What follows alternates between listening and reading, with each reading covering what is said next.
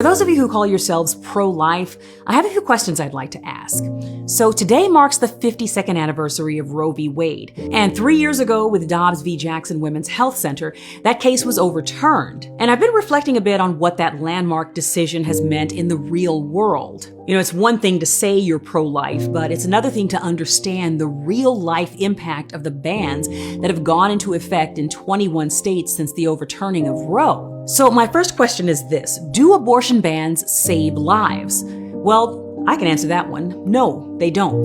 The US still has one of the highest infant mortality rates in the developed world, and our maternal mortality rate is astronomically higher than any other developed country, like insanely higher. Let me tell you about a real story of a real person. It's heartbreaking, but please listen through. In October of 2023, an 18-year-old Texas teenager named Nevaeh Crane, who was 6 months pregnant, died after visiting the emergency room the day of her baby shower, complaining of fever, vomiting, and abdominal cramping. Finally, by the third visit, instead of taking aggressive action, doctors conducted multiple ultrasounds on Nevaeh and determined that the fetus that she was carrying had been compromised. They finally sent her to intensive care, but by then, it was too late to help her.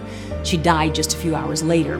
And that's likely because doctors in Texas are afraid to take any action that would end a fetal heartbeat. They could go to prison for it. So they delayed, and it cost Nevaeh Crane her life. So my second question to those pushing for these abortion bans is this: do you care about these real-world stories?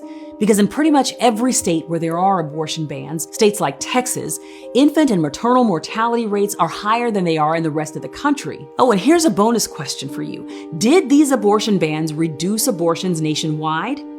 No, they sure didn't.